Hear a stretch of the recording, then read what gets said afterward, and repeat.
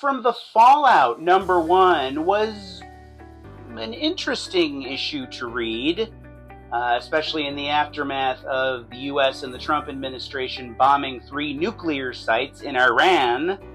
So this story is set in 1962 and is about an American military base conducting a nuclear weapons test, but due to seemingly nefarious reasons, a portion of the population is caught in the crosshairs, and certain members of the population turn into like rabid zombies, that kind of thing. The story here by Chris Condon is interesting, and there are certainly questions to ask about like human behavior and the human motivations for this kind of thing. But for yours truly, at least, the art by Jeffrey Allen Love is the big selling point for this book.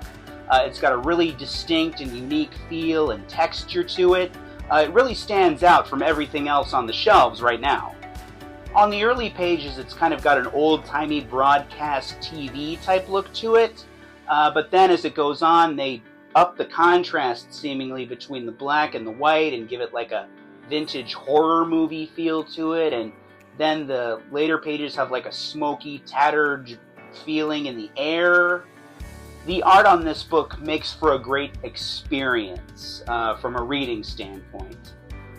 Not necessarily one you want to jump into and immerse yourself in, but it's an experience. I hate that this kind of story is a little bit relevant now, from a timeliness perspective. More relevant and timely than I'm sure anyone involved with it intended for it to be. But even if you take that timeliness element out, News from the Fallout #1 is a tremendous artistic achievement. And they've got my attention going forward. It's Captain America #1, ladies and gentlemen, on the 4th of July, no less. Indeed, a new volume of Captain America launched this week, and I intentionally waited until Independence Day to talk about it, so you just know that my American pride is at an all-time high. Except, not really. Indeed, at the time of this recording, it's about 24 hours after the American government voted to basically kick millions of Americans off their health insurance, amongst various other not-so-great things. So yeah, they kind of made it hard to celebrate America this year. But the upside of this situation, from an artistic perspective at least, is that this might be the exact Captain America comic that we need right now. And I'll tell you why.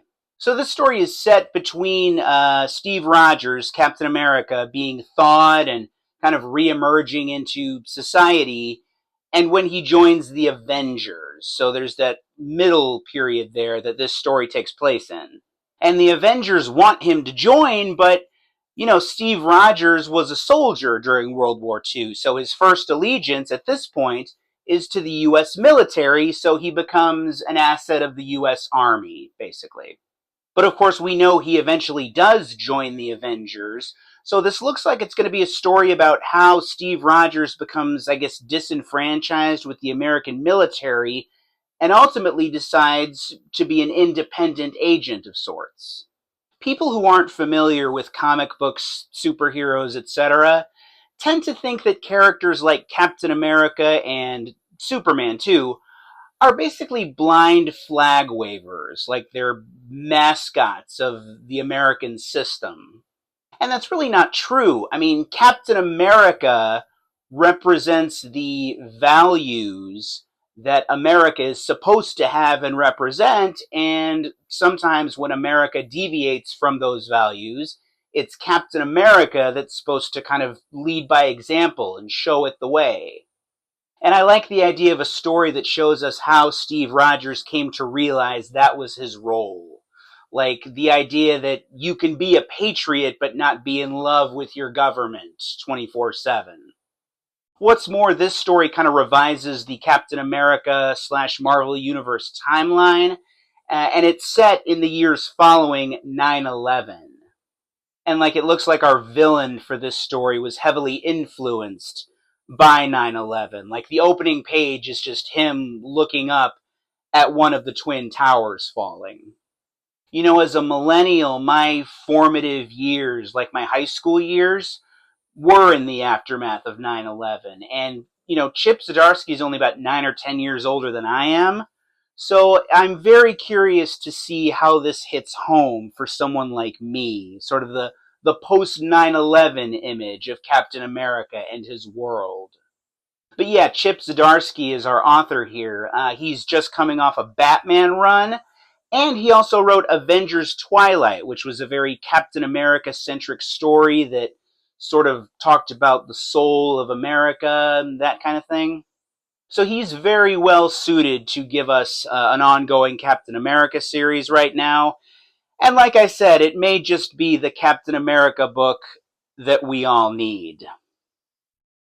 So when I first read Whatever Happened to the Crimson Justice #1, which came out about a month and change ago, my big question was, okay, how is this book going to differentiate itself from stories like The Dark Knight Returns and, other old hero comes back stories?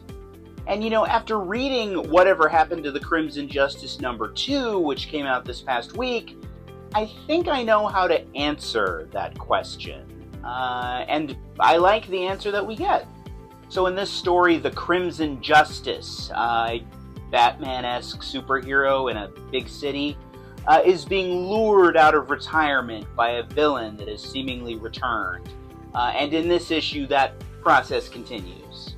I think my favorite thing about Crimson Justice thus far is that this book seems local, as weird as that sounds. Like, The Dark Knight Returns starts in Gotham City, but by the final issue, the story and the scope of everything has expanded, and we've got President Reagan and the US government and Superman involved, and it's this big, epic thing.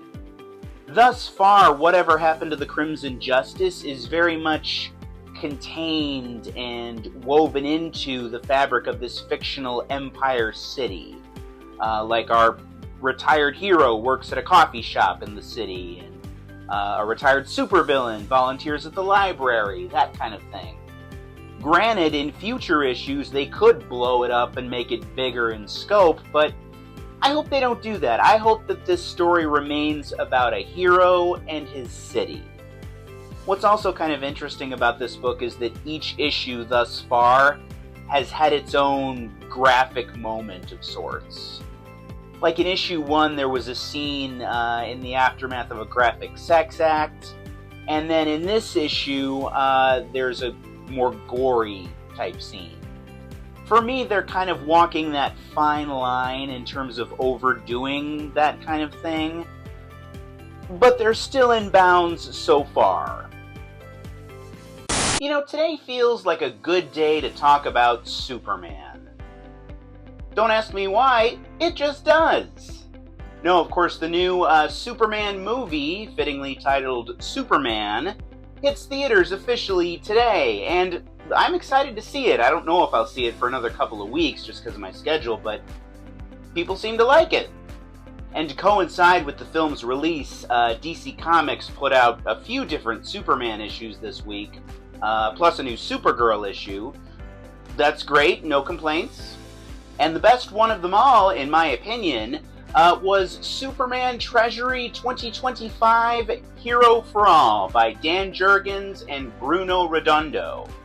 So this is a tremendously oversized issue, about 70 to 80 pages, I think, about an alien invasion that affects the entire DCU, but ultimately it's about Superman and his place in the DCU.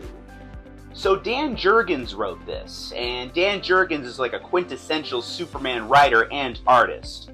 He's worked on countless Superman stories over the last 3 decades or so, including, and perhaps most notably, The Death of Superman. So yeah, anytime his name shows up on a Superman story, it's at least worth a look. And you know what? Not for nothing, this just might be one of the best Superman stories he's ever done. Meanwhile, our artist Bruno Redondo and our colorist Adriano Lucas are just coming off an Eisner Award-winning run on Nightwing. They also produced this page during a run on Suicide Squad. So I was really excited to see them work on Superman for this extended project. Beautiful cover by Redondo and Lucas too, by the way. kind of Christopher Reeve-ish. You know, this feels a little bit like one of those stories that Mark Waid writes for Dan Mora, in the sense that we not only have our focus and title characters, but we have like peripheral heroes from all across the DCU, and of course Bruno Redondo and Adriano Lucas get to work on all of them. It's a real treat in that sense. Jurgens even gets to do some pages himself from an art standpoint, as we flash back and look at some of Superman's history.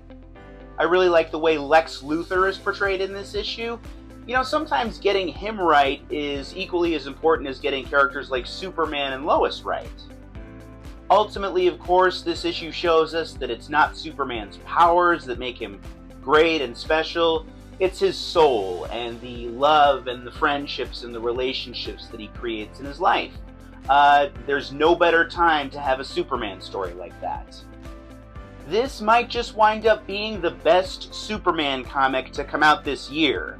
It might even make its way onto my favorite comics of 2025 list that comes out in December. Stay tuned in that respect. When did Chuck E. Cheese lose his balls? It's probably not what I was supposed to be thinking about coming out of The Slasher's Apprentice number 3, but that's where I'm at. So there's a moment and a scene in this issue where the Hopton Valley Killer, our slasher, takes Riley, his new apprentice of sorts, into his base, his sanctuary. And it's like this abandoned Chuck E. Cheese type place, which is cool. And you know, to get into his sanctuary, they have to walk through the ball pit, or what used to be a ball pit. And you know, for me, that drudged up like an old bone I've got to pick with Chuck E. Cheese. They took the ball pits out of Chuck E. Cheese's, apparently. They don't have them anymore. I assume that's a casualty of COVID, because, hey, I'll admit, those things are basically giant petri dishes. But I don't know, the ball pit was like my favorite part of Chuck E. Cheese when I was a kid. And, you know, a few years ago when I took my kids for the first time and it wasn't there, I was like, oh, take your balls back, Chuck. A suggestion from an old friend. Naturally, the core of this story is the dynamic between the Hopton Valley Killer and Riley, you know, Slasher and Slasher's apprentice, so to speak. But, you know, she's depicted as being this young, techie girl, and as such, they're kind of teaching each other. Actually, she's teaching him, I think, more than he's teaching her. And maybe that'll be what ultimately becomes the undoing of their bond. I was really happy when I found out The Slasher's Apprentice is going to be 5 issues, as opposed to 4, because I've read a lot of 4-issue limited series books lately that just haven't hit the spot, because I felt like they needed more room to breathe. So as we're getting 5 issues here, I'm hopeful that The Slasher's Apprentice winds up at least a step above some of those others in terms of quality. We will see. There's a trigger warning on the very first page of Krypto, The Last Dog of Krypton, number 2. Yeah, that's something you don't see every day. I mean, okay, technically they call it a content warning, but you know, tomato, tomato, same thing. It's that little purple box there. You see it? So this issue is about how a preteen Lex Luthor owned Krypto the Superdog for a short time before Krypto was Clark Kent's dog. And if you come into this issue knowing that, you kind of get a sense of what the content they're warning you about is going to be. And indeed, on the second page, we do see Lex physically abuse the dog. I'm not going to show that to you, but the early pages of this issue have been released to the public, so they're out there if you want to see them. It's kind of interesting to me that they would choose to do this kind of thing now, like the same month that Krypto appears in the big Superman movie, and the world is in love with Krypto, and okay, let's do an issue where Lex Luthor beats the dog up. For the record, as somebody who has cared for rescue dogs over the course of his life, I was not hugely offended or, morally aghast by what this issue showed me with Lex and the dog. I mean, I didn't like it, but I think if you're going to go into that kind of territory, they went about as tamely as they could. Did they really need to go there? No, but I guess you can justify it by saying it serves its purpose in giving us a window into Lex's psyche and the way he thinks and how he kind of becomes what he's going to become. As far as the warning is concerned, even as somebody who is, full disclosure, pretty liberal in mind and heart, I tend to think there are a few too many trigger warnings in the world. I mean, we can discuss that at a later date if you want to. As far as the content warning itself is concerned, I can kind of take it or leave it in this instance. I mean, what they do is relatively tame, but they didn't exactly hurt themselves by putting it there. So it's whichever way you want to think about it. Incidentally, when I talked about the first issue, I mentioned Jay Lee and June Chung's cover and how they might not be the right artists to work on the covers for a book like this, just from a tonal perspective. But oddly enough, I do think that their art works for a Lex Luthor and Krypto cover. Go figure. They Choose Violence, #2, definitely lives up to its name, to the point where you're actually left wondering, or at least I was, if you've been rooting for the wrong people up to this point. So to reiterate, this book is about 3 black women who get sick of how American society, specifically like the judicial system, is treating African Americans. So they sort of become a deadly vigilante triad that goes after corrupt politicians and officials and white supremacists and makes them pay for what they've done.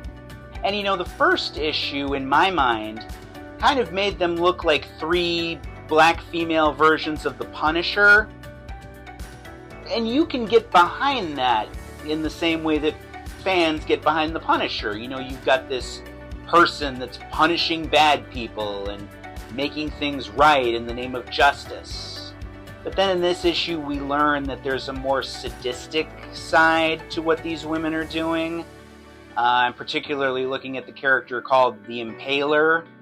And it just kind of makes you realize that this story is not, forgive the expression, as black and white as it perhaps originally seemed. These 3 women operate in a very gray area from a moral perspective. That adds up in terms of what our author here, Sheldon Allen, wrote in an afterword to the first issue, in the sense that, this story is designed to make you question things and question your own perspective.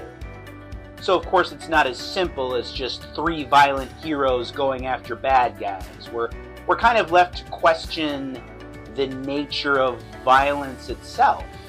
So between that and where the plot goes at the end of this issue, there's definitely a lot of meat to the story here. And I'm suitably hungry for more. The Teenage Mutant Ninja Turtles get their day in court in TMNT #10. It doesn't go terribly well, but that's the American justice system for you. So when we open the issue, the Turtles are behind bars, thanks to the corrupt New York District Attorney, who's in league with the Foot Clan, and in this issue they go to court. Mutants are a thing in this universe, like human-animal hybrids, so that's why that's not necessarily as weird as it sounds. For my money, the story that we're getting in this book is okay, but the art by Juan Ferreira is just spectacular. He might be on his way to having an all-time great run with the Turtles from an art and coloring perspective. I love the texture that he gives to the Turtles' skin in shots like this one. Not every artist can do that. I also love these panels of Donnie and Raph. behind bars, because they remind me of this shot from the 1990 movie of Donnie and Mike. You might also notice that the grid, like the separations of the panels, are formatted like prison bars on the opening pages. That's really cool, a really nice touch.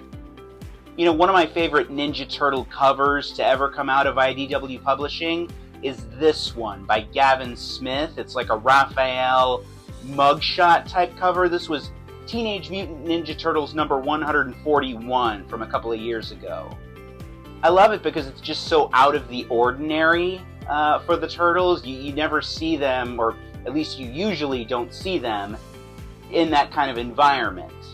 And I love this shot of the Turtles in the courtroom in this issue for the same reason. You're just not used to seeing them in that environment. There's a certain novelty, a certain specialness to it that makes it pop. And I love the fact that Donatello is wearing a necktie, whereas the other Turtles aren't. That's cute. The cliffhanger, like the twist at the end of this issue, is really cool too.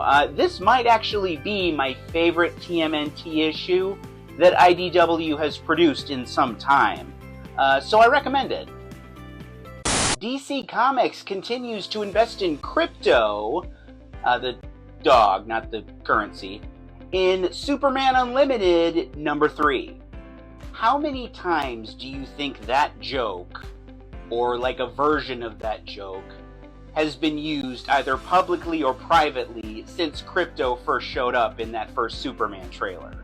I mean, it's gotta be like hundreds of thousands of times. What can I say, folks? Sometimes the low-hanging fruit is there and you just grab it. But yeah, this is a Krypto the Superdog focused issue.